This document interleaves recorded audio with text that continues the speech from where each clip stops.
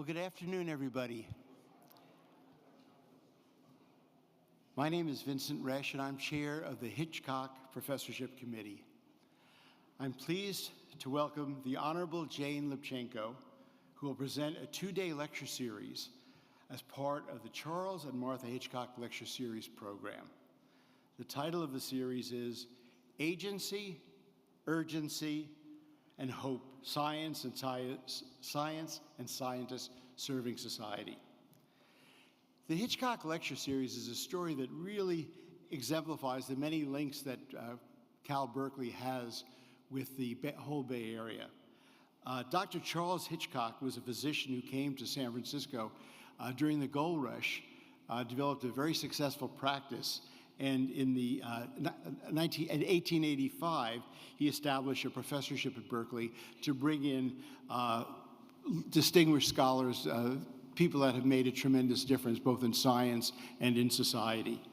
His daughter, Lily Hitchcock Coit being a name we all recognize as well, greatly expanded her father's original gift. This professorship at Berkeley has made it possible for us to present this series of lectures, and we're very, very pleased. This series is actually one of the most popular lecture series on campus and has gone on for decades. We've had many famous scientists speak here, along with the speaker we have today, and includes Richard Dawkins, Stephen Hawking, Ernst Mayr, E.O. Wilson, George Gaylord Simpson, and J.B.S. Haldane. So we're very, very pleased to be able to continue this. The lecture will be recorded and will be available probably a week to 10 days after the series is done. There will be an opportunity for questions afterwards, and we will ask people to please line up behind the microphone in front of the audience. Now, Jane Lubchenco is the Valley Professor of Marine Biology and University Distinguished Professor of Integrated Biology at Oregon State University. You may recognize the title Valley being the same family that funded the Life Science Building.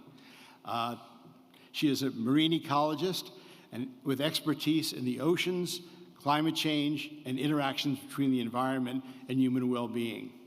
She received her BA degree in biology from Colorado College, an MS in zoology from the University of Washington, and a PhD in ecology from Harvard University. She has held faculty appointments at Harvard, Stanford, and Oregon State University.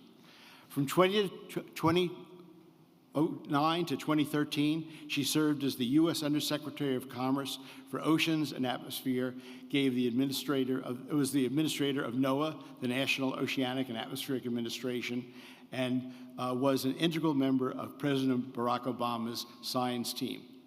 From 2014 to 2016, she was the first U.S. State Department science envoy for the ocean, serving as a science diplomat in China, Indonesia, Mauritius, and the Seychelles. From 2021 to 25, she served as the Deputy Director for Climate and Environment at the White House Office of Science and Technology.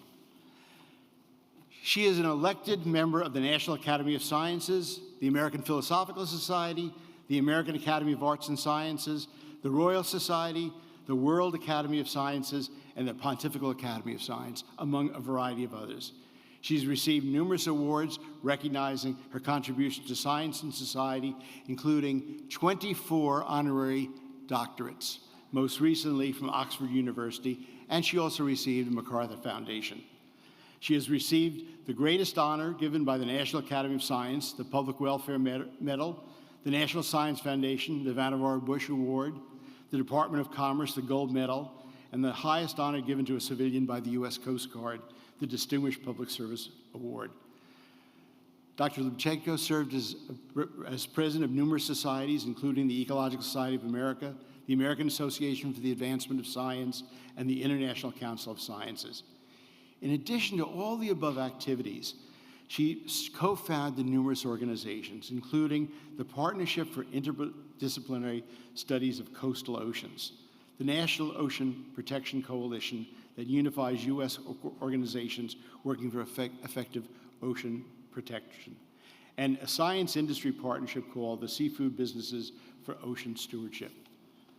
The title of Dr. Lubchenco's talk this afternoon will be Science in the White House, with a nice subtitle up there.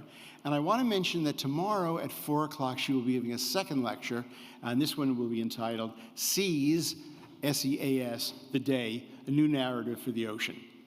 Please join me in welcoming the Honorable Jane Lubchenco. Thank you, Vince. Enjoy. Thank you. Hi, everybody. Great to see you all. Thank you for braving the rain. I know that you need it, so I'm happy for all of us. The more rain, the more green, right?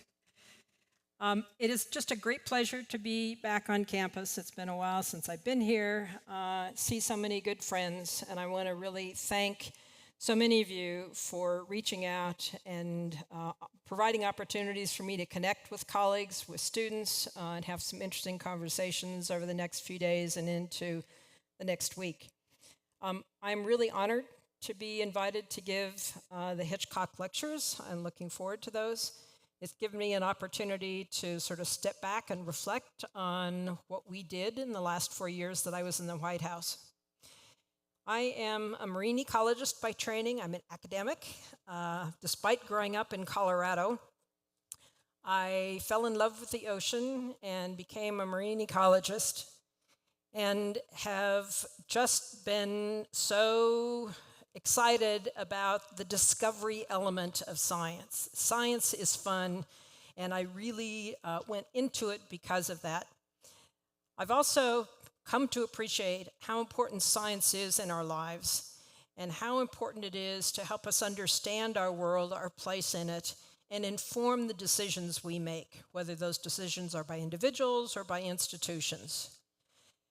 Over time, I became more and more involved in communicating science to the public and to policymakers, and ended up, as Vince told you, leading NOAA for the first term of the Obama administration, and then more recently, the last 4 years in the White House, serving as the Deputy Director for Climate and Environment.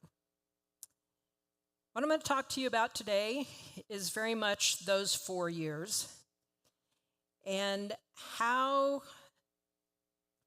what we did to begin integrating, based on science,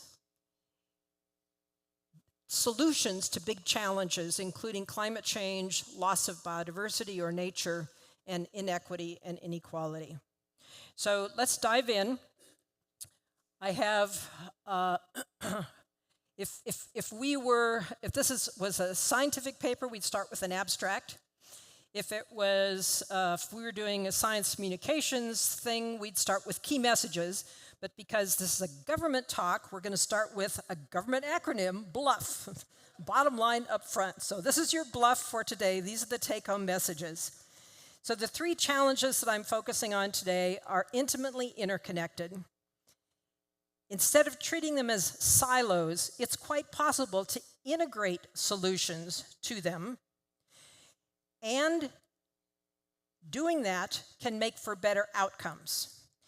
And doing so, the way we did it during the last 4 years, I believe really provides not only proof of concept, but models to emulate and a pathway forward that can now be taken up and combined with other integration opportunities, and provide opportunities for us to continue the important work of tackling these challenges.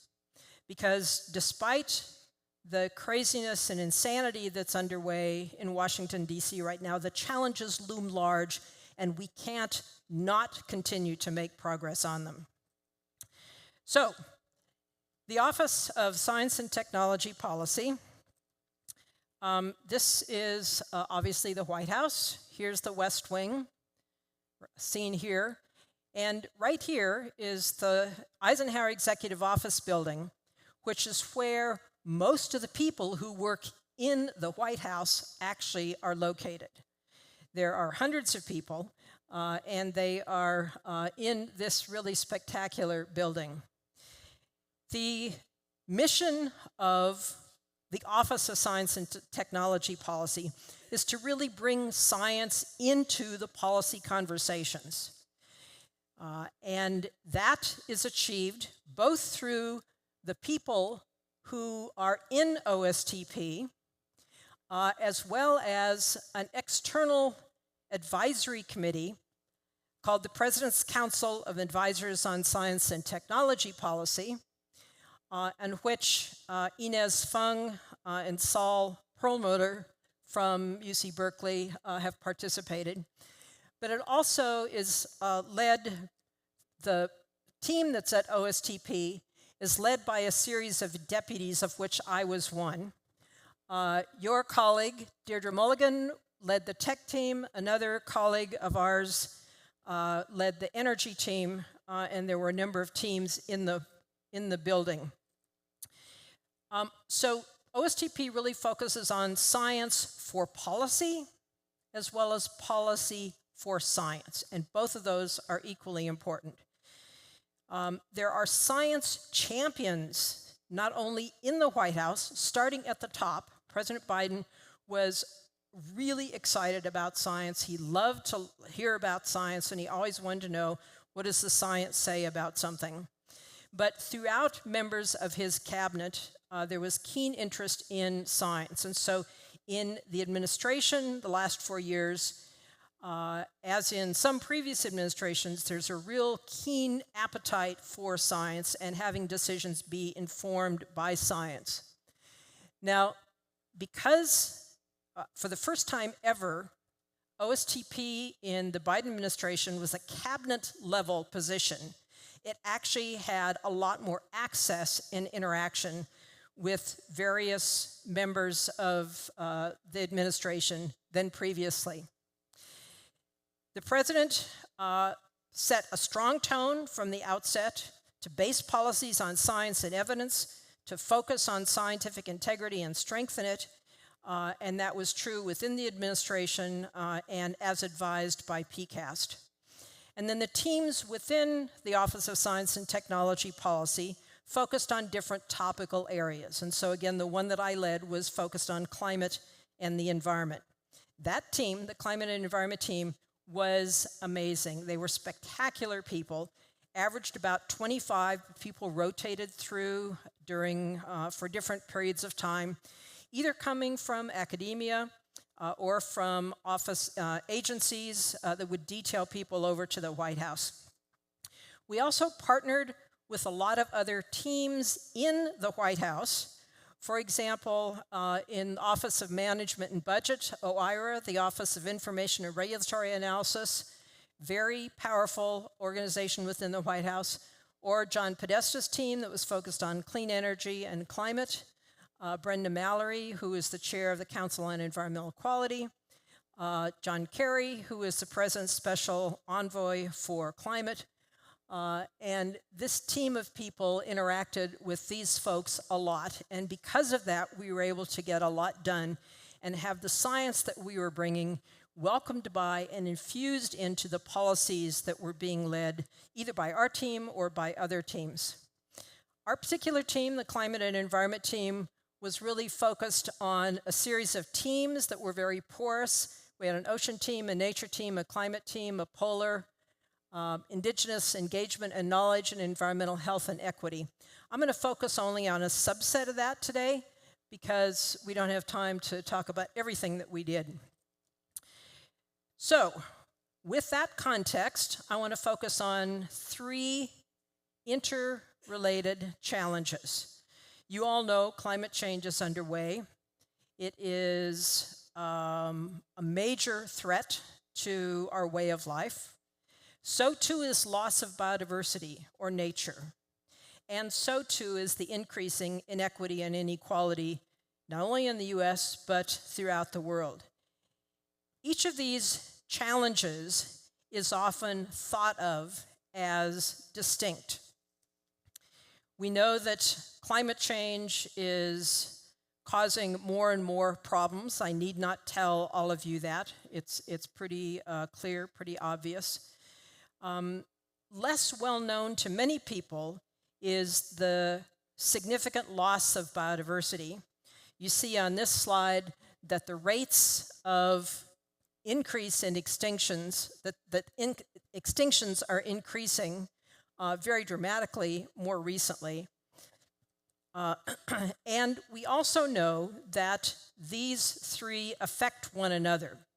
For example, nature loss exacerbates climate change. And in this particular figure, the loss of nature, for example, here as seen by overhunting of Brazilian tapirs, of green-billed toucans, black-faced tamarins, gray brocket deer. In this tropical forest, overhunting causes those species to disappear.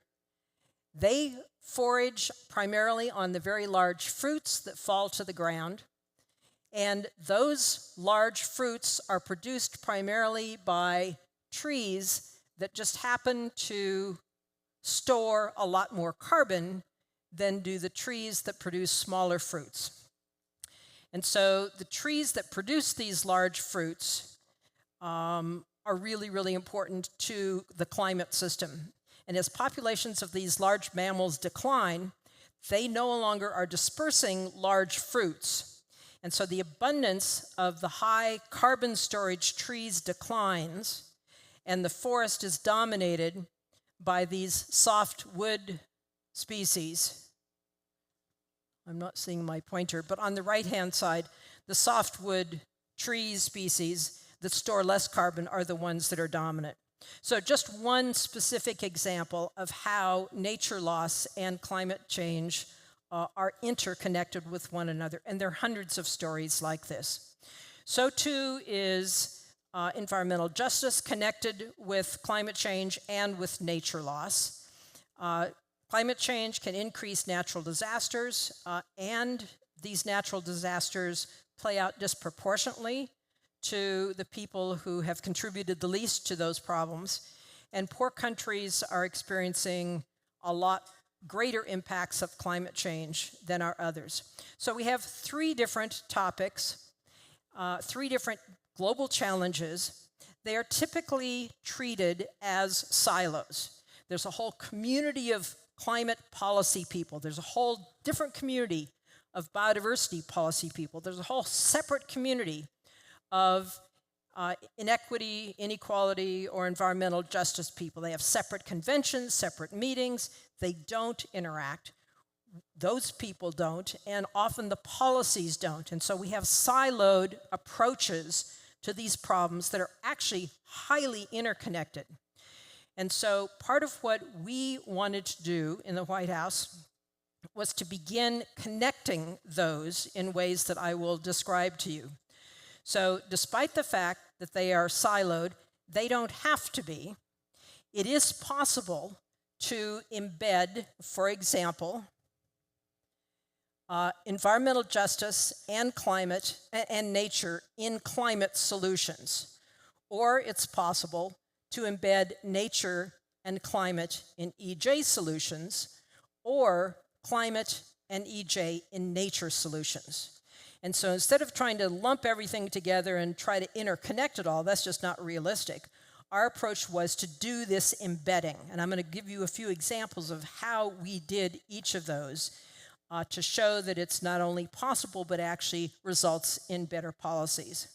So again, the whole purpose here is to align policy with our scientific knowledge. And our knowledge tells us the solutions need to be integrated. So, number one, we incorporated new knowledge to embed nature and EJ into climate policies. Now, the we in this case, a lot of what I'm going to talk about was led by the folks in the climate and environment team, working very seamlessly and closely with the federal agencies, with lots of partners outside of the government, and with many of the other offices that I've already mentioned. So this climate and environment team, which did include one of your colleagues, yay, Ron Cohen here, We also have two other colleagues who are here today, Anne-Marie Carlton from UC Irvine, and I think Phil Duffy is here. Two other colleagues who were on our team. And that was the Climate and Environment team. A subset of those were the U.S. Global Change Research Program team, and they were really responsible for a lot of the work that I'm going to talk about. Now, the Biden-Harris administration made tackling climate change a major centerpiece of the administration and made historic progress in tackling climate change. Many of the things that you see that are the headlines are what you see on this slide. The commitments that were made, the action that was made was, by all accounts, historic and really, really important. Most of that focused on the kinds of things that people think of when they hear climate solution, which is going to be technology, clean energy, and those are all there. But there's a lot more. This is the tip of the iceberg. And what I'm going to tell you about is what's below the tip of the iceberg, which is what makes it all work. So traditional climate policy really focuses on these kinds of things. It's focused on mitigation. It's focused on reducing emissions, technology-centric, focused on where we live and work and play on land, and it relies on EPA's inventory, which is an estimate of what the greenhouse gas concentrations are likely to be in the atmosphere. We brought a more holistic approach to climate policy, which is focused not only on mitigation, but also adaptation. For example, with the Climate Resilience Framework and Strategy, which described a new approach to doing that kind of integration and bringing a lot of new resources to the table through the Bipartisan Infrastructure Law and the Inflation Reduction Act, which had a lot of money for adaptation and resilience, and also bringing in the EJ component through an initiative called J40, Justice 40, which ensures that 40% of the resources that are spent, that the benefits that accrue from the resources that are spent go to disadvantaged communities. So adding adaptation into mitigation was a key element of what this embedding process was. Another was to focus not just on reducing emissions, but the need for us to remove carbon from the atmosphere or from the ocean, which then in turn removes it from the atmosphere.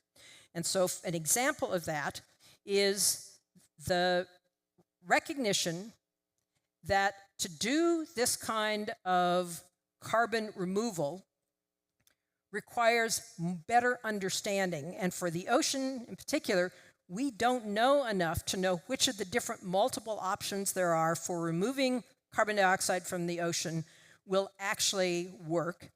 And therefore, we identified what are the key, most important research priorities for marine CDR so that we can know more what's effective and what impact that is on the marine ecosystem.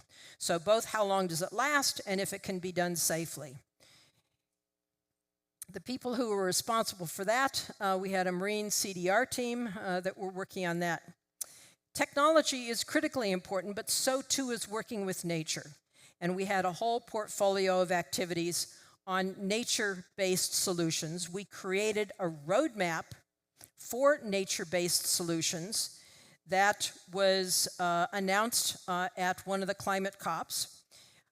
We also created new rules that guide the agencies in making their decisions. Whenever agencies have to make a decision about spending money or resources, whenever they do anything, they have to do a benefit-cost analysis. And until the change that I'm going to describe to you is made, the rules specified that this benefit-cost analysis would be done in a way that we knew how to do 30 years ago. It had not been updated for 30 years. And it included, for example, the costs of doing something, but never any of the benefits. For example, there was no inclusion of ecosystem services, the benefits that nature provides. And so when an agency would have to make a decision, for example, about, let's say the Corps of Engineers was making a decision about what to do with the dredge spoils when it dredges the Mississippi River. It could take those dredge spills, put them on a boat, and take it out to the middle of the Gulf of Mexico and dump it. Or it could take it and put it right at the edge of the delta and help rebuild the delta that is disappearing. That benefit cost analysis in the old days would say, take it out to the middle of the Gulf of Mexico and dump it there because that's the cheapest thing to do. This new law, this new guidance from OMB, Office of Management and Budget, to agencies, says that when you do benefit cost analysis now, you must include ecosystem services. And so rebuilding that wetland provides a wealth of benefits that dumping into the ocean doesn't do. And so giving credit for ecosystem services allows a much more balanced approach to making federal decisions. So that's an example of aligning policy with current knowledge. And now we have the economic tools to value ecosystem services, which we didn't 10, 15, 20 years ago. And so, again, examples of updating policies based on current knowledge. So this benefit cost analysis includes ecosystem services, and it includes ways to value ecosystem services. And then also much of the resources that were in these two major pieces of legislation include money for doing nature-based solutions. Land-based approaches, the ocean is also a huge solution to climate change, not just a victim of climate change. And in fact, our analyses suggested that there is no path to net zero that doesn't go through the ocean. And so a whole series of opportunities for ocean-based solutions were identified through an Ocean Climate Action Plan and the EJ component brought in through an ocean justice strategy, and also a new strategy that focuses on the kind of EJ data that we don't have now that we need. So that was a whole package of ocean activities. Estimating greenhouse gases, I said, was what we have relied on, but wouldn't it be a lot better to actually just measure those instead of estimating and hoping that you were making the right estimates? So that's what Ron Cohen was working on. He was brought in as the director of the office to oversee this integration across multiple agencies to actually do the measurements. So we have a measuring, monitoring, reporting, and verification strategy and implementation. So putting this all together, we have gone from the traditional climate policy over on the left to more holistic climate policy by adding a lot of components that should be there and that actually make the outcomes much better. And on the right, Biden-Harris administration examples of each of those. Not exhaustive, just examples. That in turn leads to more effective climate policy. In addition to embedding nature and EJ into the climate policies, they were both also more front and center in climate communications. And I'll give you two examples. One is the 5th National Climate Assessment, which was released in 2023. And it focuses on impacts of climate change, what kind of mitigation and adaptation are underway across the country. There's an atlas, so you can actually go and see your community and pull up climate information about your community. There's an art by climate juried competition that has spectacular art that if you haven't seen it, you should check out. And the whole thing was translated into Spanish to make it more accessible. Quite a few Berkeley folks participated and contributed in the National Climate Assessment. Thank you to you.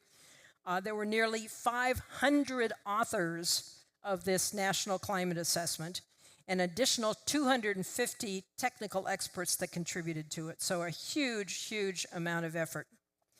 In addition to the National Climate Assessment, there are a whole suite of other climate services or data, information, and products about climate that enable communities or businesses to plan.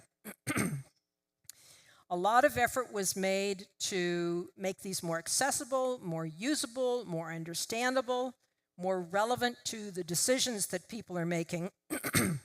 For example, by providing one-stop shopping through the Climate Mapping and Resilience and Adaptation, or CAMRA portal. So you don't need to know which agency has what kind of information. You go to one place, to this CAMRA portal, and you can find things. So one-stop shopping for climate services. There's a new tool that is still in progress that is super exciting, which is called Climate Resilience Information System, or CRIS, that we hope will still be able to be done, but it provides much more timely, downscaled information from the big climate models that will be much more useful to people in ways that aren't available at present.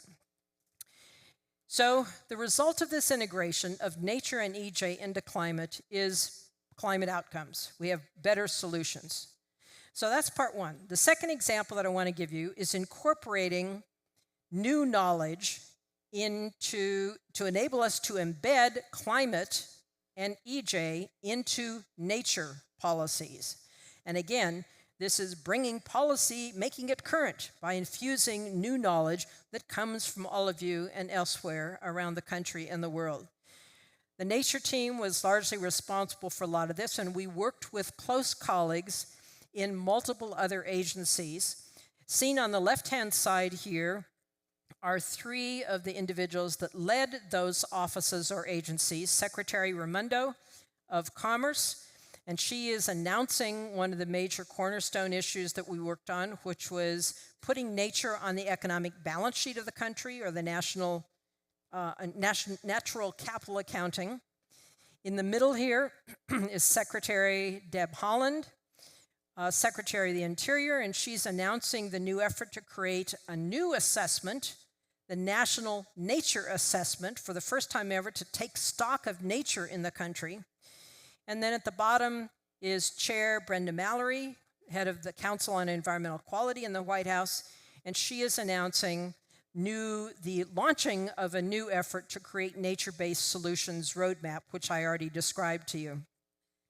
We work closely with John Podesta on a lot of this, and he totally understood the importance of nature to climate solutions, as did Ricky Revez of OMB. And so that team, what I'm doing and showing you all these people is to emphasize that it's people that are doing this work and that these are integrated efforts across all these different offices.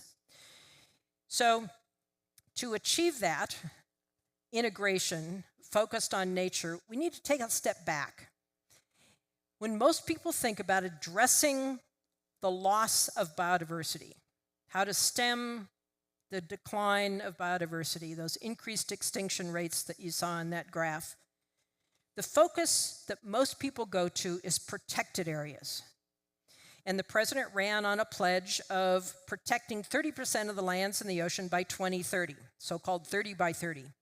Critically important are protected areas, but they alone are not going to stem the loss of biodiversity. We need other approaches in concert. So protected areas are critically important.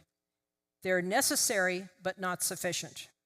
And so what we took was not a 30% approach, but a 100% approach, which says we really need to better understand the drivers of the loss of biodiversity, the loss of nature.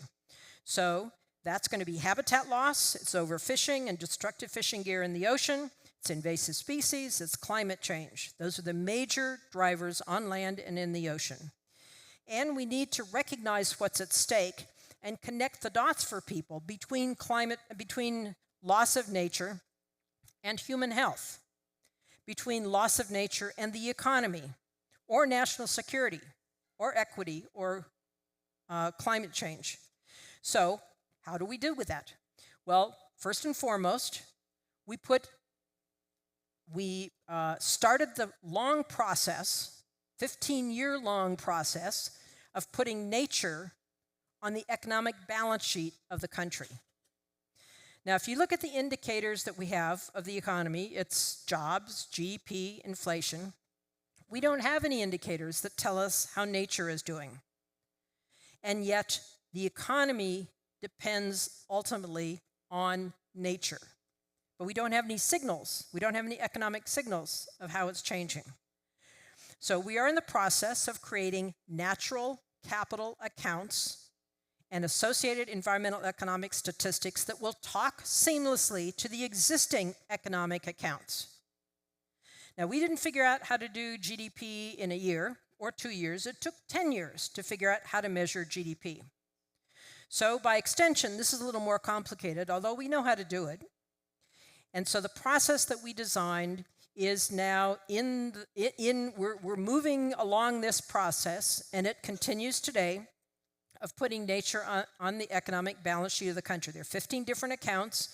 They will tell us different things and give us the kind of information we need to plan. Secondly, we are including nature's benefits in the benefit cost analysis that federal agencies do, and I've already described that one to you.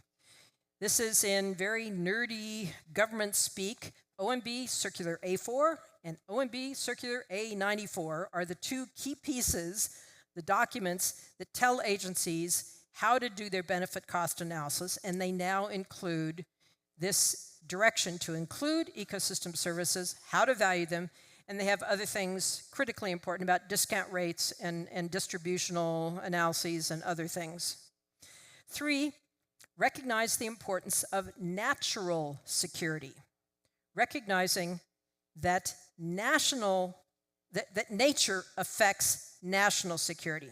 And so for the first time ever, the U.S. National Security Strategy, which guides everything that the intelligence, defense, and security communities do, the National Security Strategy now includes biodiversity, climate change, polar regions. So natural security is now a thing within that community. 3 more things we did. One is conduct or to initiate the National Nature Assessment, taking stock of the nature that we have in this country. How is it changing? What does it matter? How does it affect health? How does it affect the economy, et cetera? And what might be done? That process was 2 years along, 2 more years left, and it was stopped by the new administration. A group of people are picking up the pieces and figuring out how to keep it going. Of the 168 authors of that National Nature Assessment, only 20% were federal authors. Those folks may no longer work on it. They were given a stop work order. But the non-feds can continue. And some of those non-feds are some of your colleagues. And so they and we are in conversation about what this might look like, how we might do it. So this is a work in progress. But I can tell you, there is a huge amount of interest and enthusiasm in continuing some of the very, very critically important work that was initiated that has now been stopped. So take heart from the fact that people are not giving up and walking away, and that we will see how successful we are, but I'm very hopeful. The 5th thing I want to highlight for you in this bucket is to remove the impediments for nature-based solutions. And the nature-based roadmap did that, and we are actually making good headway in doing that through things like highlighting the importance, having more resources available, having the kind of policies that encourage nature-based solutions so that in fact they are the go-to, the default, as opposed to maybe an afterthought. And then finally, elevate the importance of nature to health and equity. So all 6 of those were mainstreaming nature across federal policies and practices in ways that had never been done before and that are actually really, really exciting. So this piece alone, I think, is landmark in terms of how the substance of the individual pieces, but how they complement one another, and will help get us to a place where we have more effective and efficient nature outcomes. The third bucket is to incorporate new knowledge to embed nature and climate in EJ policies. And because these are all interconnected, I've already told you about some of these, but let me start by saying that the key people in this were not only on our teams in the White House and in the agencies, but working in close collaboration with EJ experts who have both lived experience and scholarship in these areas, a few of whom are shown on this image. And this was the Rose Garden signing of where the president signed the executive order on environmental justice, with his signing on the left, and then just a shot from where I was sitting, looking over the heads of folks who were assembled there. So embedding climate and nature in EJ policies was very much done in this Justice 40 initiative, providing meaningful opportunities for people affected by policies to participate in decisions that impact their health and environment, for example, through the Ocean Justice Strategy, addressing significant gaps in information that we have and knowledge that we have that hinder decisions through this EJ Science, Data, and Research Plan, and recognizing and elevating the importance of indigenous knowledge. Federal agencies are required by law to make their decisions on science and evidence. The guidance that we issued from the White House instructs those agencies to also consider indigenous knowledge where it's relevant to decisions.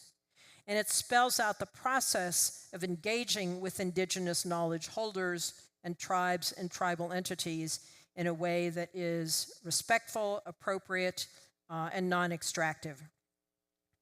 So I've talked about sort of 3 interconnected pathways for doing this embedding to have more holistic outcomes, more durable outcomes that work better for people, for the climate, for nature. We've integrated policy and action in ways that I think are historically ambitious, based in science, and designed to be sticky, to persist despite things that are happening. Now, I've mentioned a few that have been undone because they were noted in EOs. Other things continue. Time will tell how many of those other things are undone, but I think the fact that they were initiated and many of them are going to persist because they are important to folks across the land will be really, really critically important. We've incorporated them into economic policies and into national security policies. And so not only did we pay attention to mandates, things like regulations, but to incentives, which are critically important. And you have seen in the bipartisan infrastructure law and the Inflation Reduction Act, a lot of the incentives for new actions are what is really, I think, going to be durable, not just regs. So incentives and regs, carrots and sticks together, can be a powerful combination.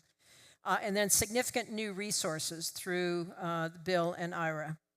And the end result, I think, has been, we have just begun to see the benefits of these. And so I hope some of those benefits will continue to play out and become obvious. As John Podesta has noted many, many times, as ambitious as all of this work is, it's not all that's needed. It's a down payment. And now we are forced with a situation where even that is increasingly challenging. And that makes it all the more important to recognize what has been done and to help keep much of it underway as much as possible.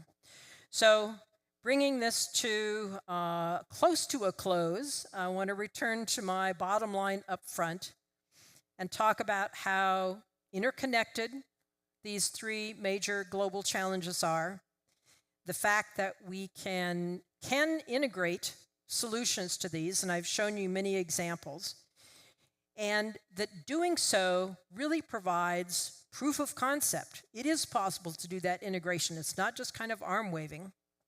And it provides a roadmap and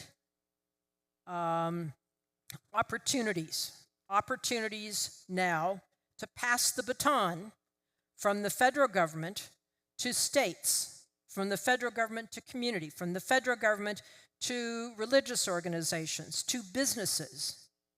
Because now is not the time to stop with this work. It needs to continue and it needs to accelerate. One example of that was the Pontifical Academy of Sciences, of which I am a member, and the Pontifical Academy of Social Sciences inform policies of the Vatican. Pope Francis is very respectful of science. He wants to know what science says, and he wants to make his decisions to be informed by science. And he is committed to this integration of climate and nature and EJ. And that's it sort of speaks to him. And through a number of symposia that we've had over the years, this integration has become more and more embedded in what the Vatican is doing. And so last May, the Pope convened a summit entitled From Climate Crisis to Climate Resilience. And it focused not on what national governments are doing, but on what sub-national governments are doing. And so some of the people who were at the conference, for example, were mayors and governors. Your governor was there, as was the governor of Massachusetts, the governor of New York, and governors from dozens of other cities and other entities around the globe. Every inhabited continent had mayors and governors present at this meeting. It was so inspiring to see all of the work that is underway. I had no idea all the things that are being done, and it varies from one place to another. And if anyone is sort of down about how hard a lot of this is, we need only look to what is actually happening to be inspired and to get ideas about what else could be happening. And so the baton is being passed in our country now from the national government, from the federal government, to subnational governments, to states, to cities, but also to the private sector and to tribes around the country. Also at this Vatican summit, there was huge presence of young people with huge, great ideas, and a lot of indigenous leaders like Chief Fraioni of the Kaiopo people, the largest indigenous group in the Amazon. You can see your governor here and your Secretary of Natural Resources here. Here's the governor of Massachusetts.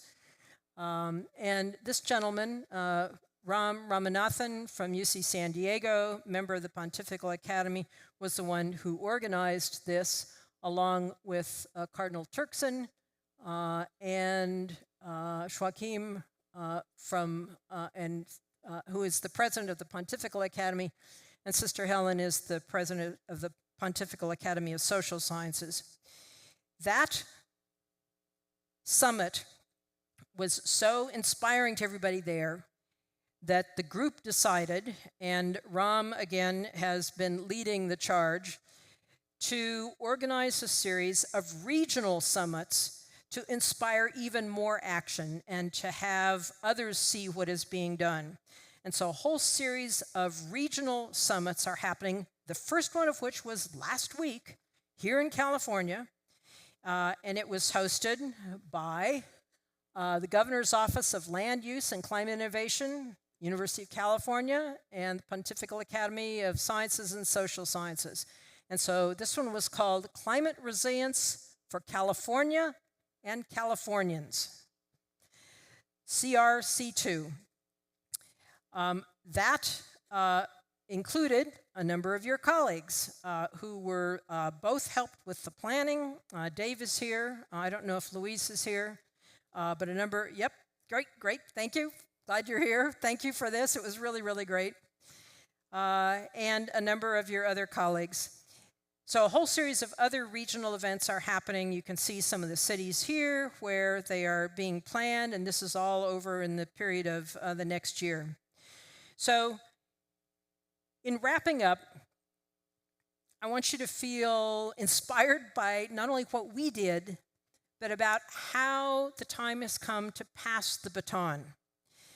And I remember that the first time the U.S. withdrew from the Paris Agreement, which was announced that we would do so in 2017, mayors and governors around this country stood up and said, "We are still in." Now what we're hearing is, "We can do this." Every fraction of a degree matters. Every species matters. Every person matters. And understanding that the urgency of this, understanding that time is wasting, understanding that there is momentum, I think now is the time for us to take that baton and run like the wind. This is a time for agency. This is a time for urgency. This is a time for hope. Yes, things are tough. Yes, things are challenging. Yes, there's new insanity that's announced every day about horrible stuff that's happening, but this is not the time to give up. This is a time for us to stand up, take that baton, and run like the wind. Thank you very much.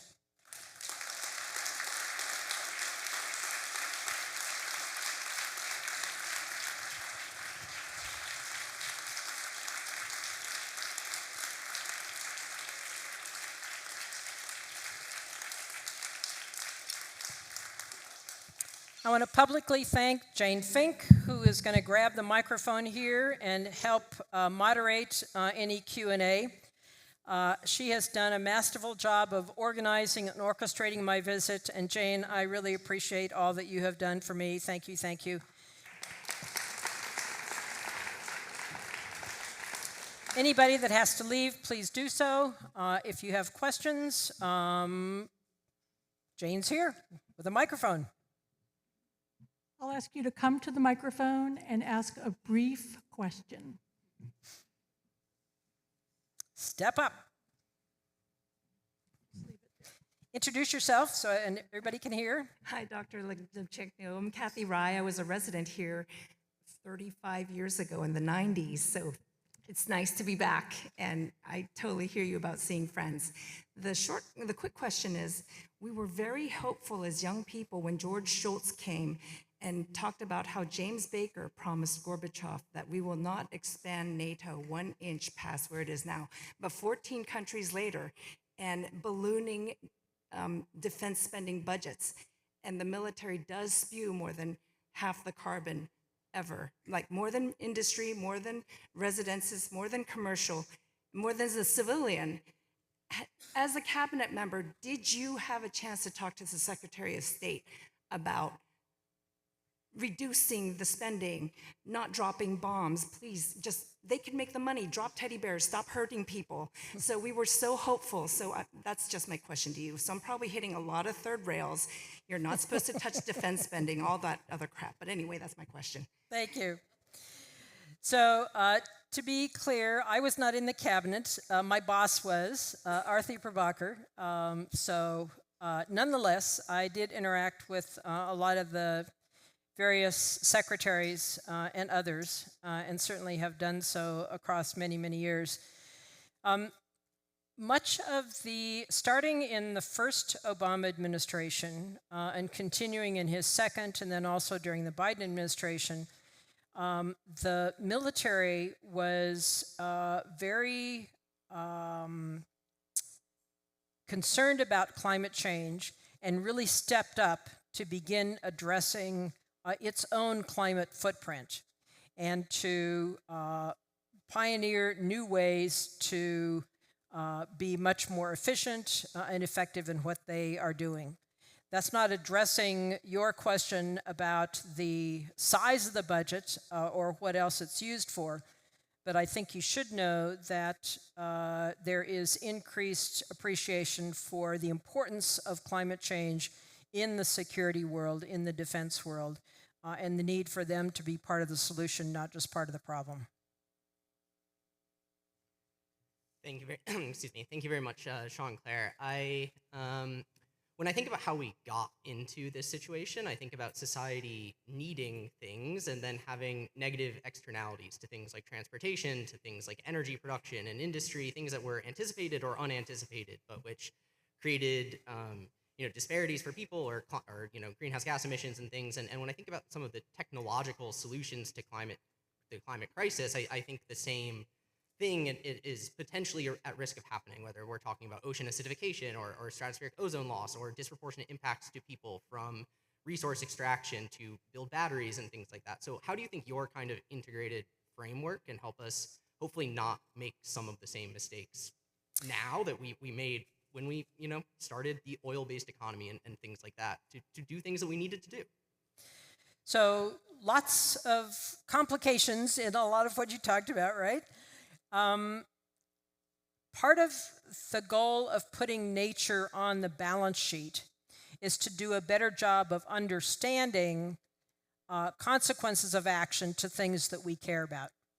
And having more information to make some of those externalities appear on the balance sheet. And so that's not that you can put a number on everything, but having information where you can compare different choices is actually very valuable in making smarter decisions. Not that everything can be done that way, but that will help. So that's just a very specific example of how having a balance sheet that actually is complete as opposed to just having one side is an exciting new development that I think will help in addressing some of the problems that you've identified. Thank you. National Academy of Sciences issued a report recently, and it included what I perceived to be a positive outcome or a positive response on iron fertilization in the ocean for purposes of creating more food, sequestering carbon, and inequities, improving inequities around the globe. Have you had an opportunity to look at iron fertilization and what do you, of the ocean, and what do you think about it right now? So part of what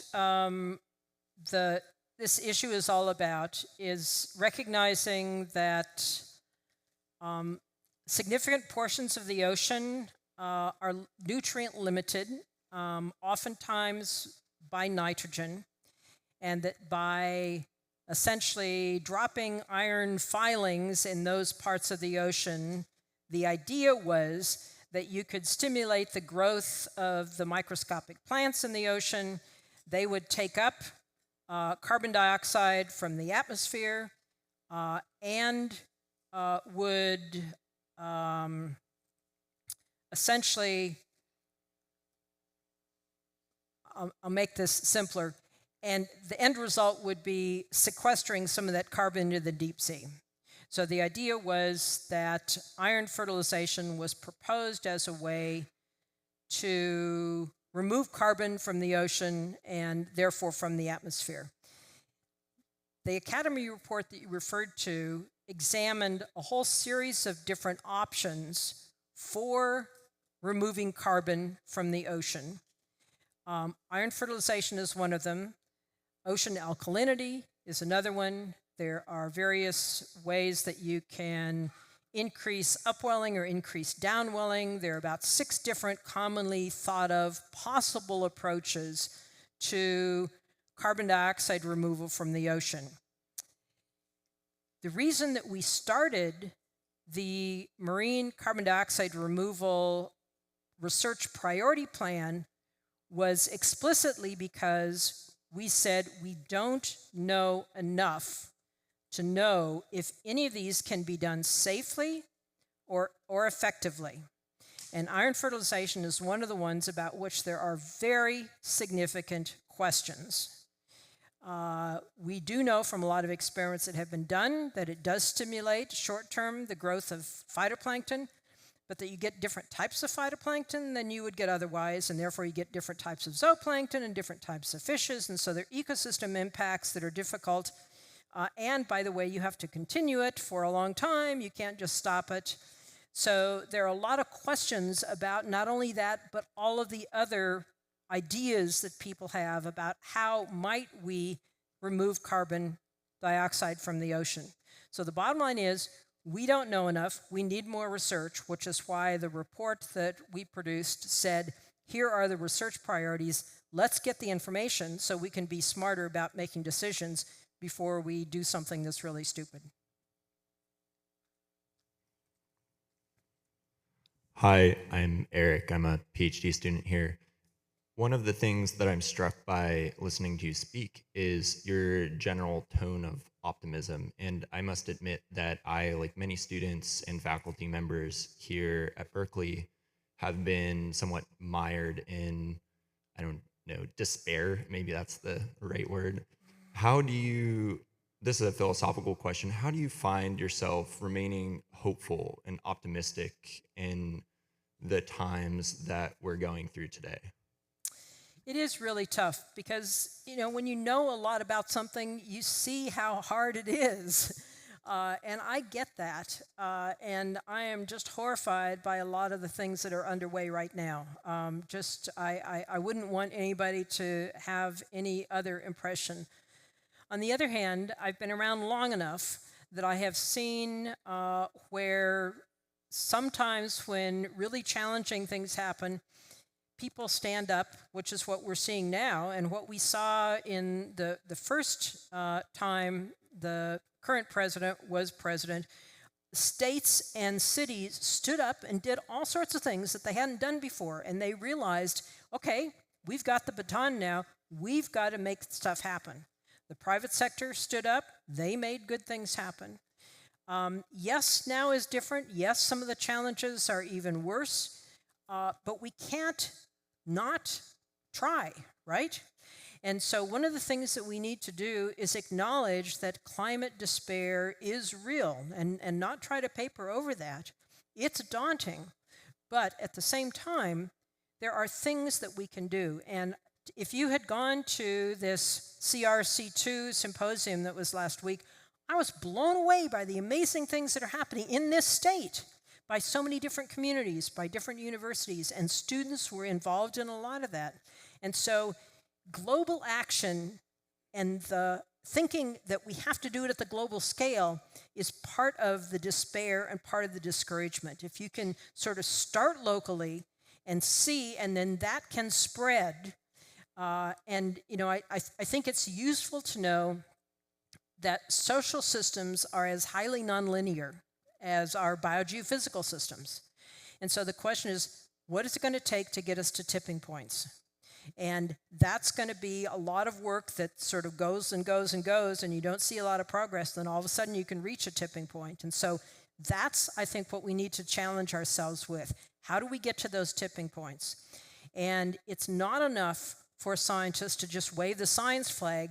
We have to demonstrate to people why it matters, how it's useful, tell stories, talk about the work in ways that they see benefit. And that's part of what I think is happening in this country right now, is that people don't see their lives being better, and that's what they are responding to. And so showing and working across partisan divides, not just staying in our own little silos, but really trying to connect with neighbors and to find common ground, find ways forward, not just asserting, but demonstrating why science, why information is useful.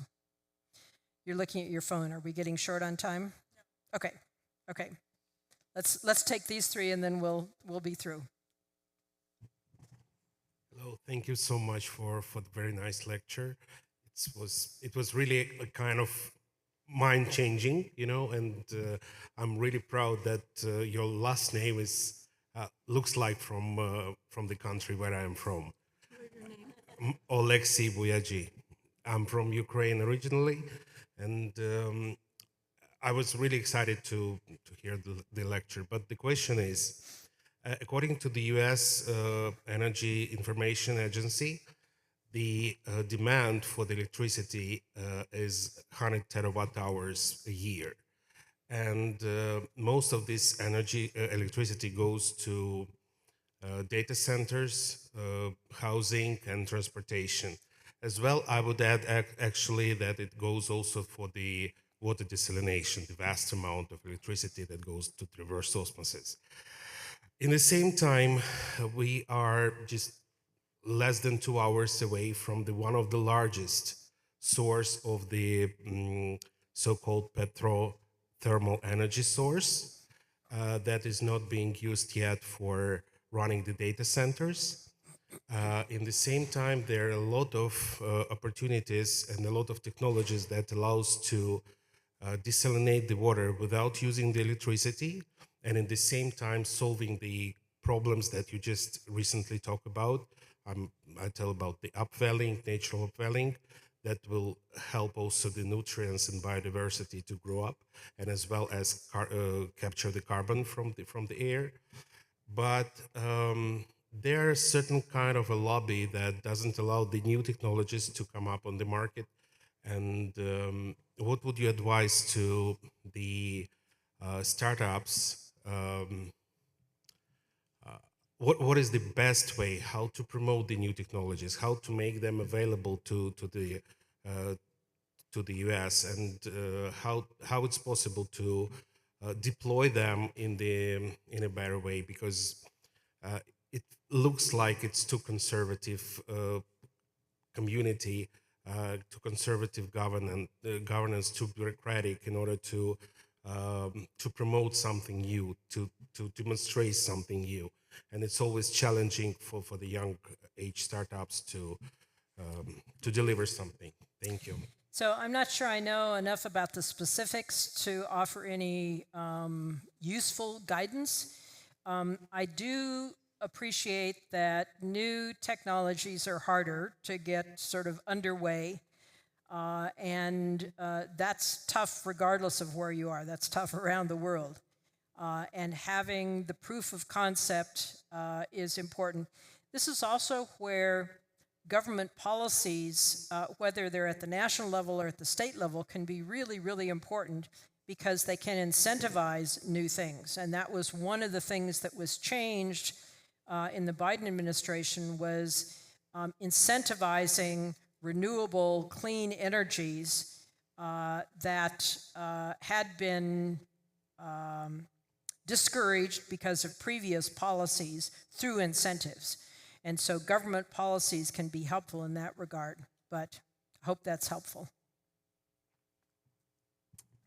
Hi, thank you for your talk. My name is Adrienne Correa, and you mentioned that the baton is being passed from the federal government to other sectors in terms of responding to these challenges.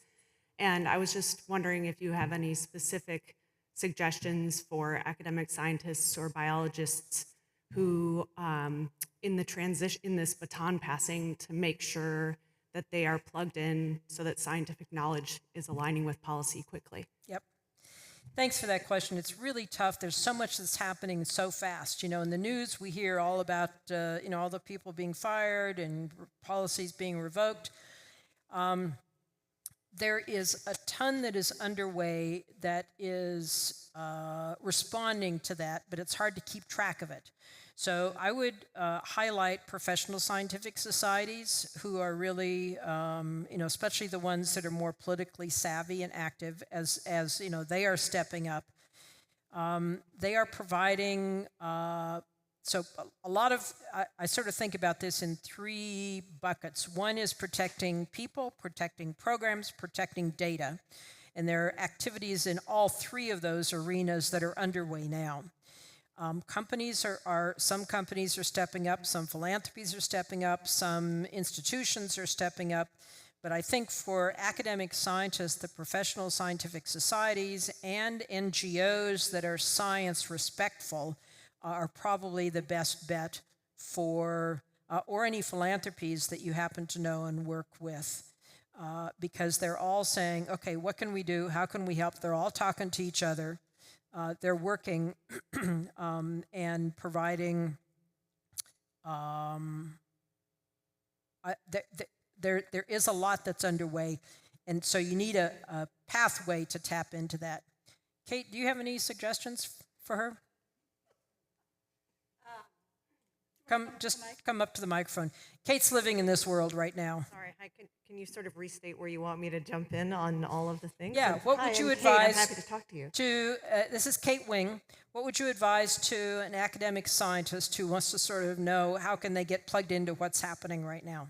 In terms of response. Oh, in terms of response. So I would say there's two things, and I want to speak to your themes of agency, urgency, and hope. The first is, as you've said, there is this sense that things are very, very bad right now, and there's a lot of bad things going on that you have to think about. This is a long game. This is not just 4 years. This is rebuilding and reimagining things that we're going to have to build that took years to build, and that we need to take time to reimagine how to build them better and forward and in a more integrated way like you were talking about. So I encourage a lot of people to take a breath and think about what they're really good at and dig into that vertical and figure out how they're going to use that to imagine the future, whether it's investing in startups or connecting with people in other disciplines and writing down and sharing those stories of the future we want to live into, because we need those stories. That's what's going to help sustain us moving forward. And I don't just mean, evocative stories. I mean like practical stories about how we are going to fund ocean observation for the next 20 years. The second thing I would say is that there are groups out there that are organizing. You are starting to see the professional scientific societies, AGUs, the AAAS groups out there starting to say, yes, we can't just sit by and let scientific expertise disappear from the public square. So that is a great place to get involved. And it's also a place that, frankly, I think those societies need to be pushed, because they have often said they are very reluctant to do activism, but now is a time where if science and evidence aren't at the table, then they aren't really here in American society right now. So if you are a member of those societies, if you're thinking of being a member of those societies, make sure that they're standing up for science and finding ways to stand up for science. And then if there are other more specific ways that you want to think about getting involved in, like data preservation or models or other types of activism, I'm happy to talk to people in the side frame. But just know that if you were part of the Stand Up for Science March here at Berkeley or anywhere else, you saw people standing up, and there are people who are going to keep standing up and finding new ways to stand up and say, knowing what goes on, understanding what goes on, and engaging based on evidence and science is important. And people are doing it, and we're going to keep doing it together. Thank you. Thank you for your talk and for your government service, and I really appreciate that you're speaking up for government workers and service that you did.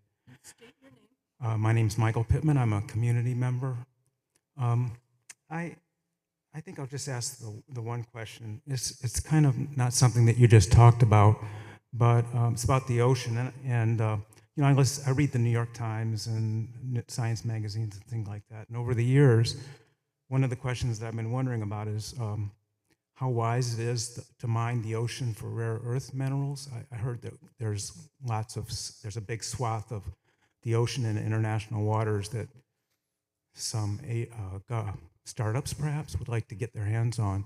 And I don't know how wise or good or bad that would be. And I just wondered if you had any thoughts on that. Thank you for your question. Thank you for your comments. Deep sea mining is being touted increasingly as the solution to a green transition by the mining companies that want to mine the minerals that are on the deep sea, either in crusts or nodules or other kinds of forms. I'm of the mind that we need more information to know whether it can be done safely and without harming the pretty amazing deep sea communities that are there. There's a lot of life down there. Every time people look, they find a whole bunch of things they didn't even know existed.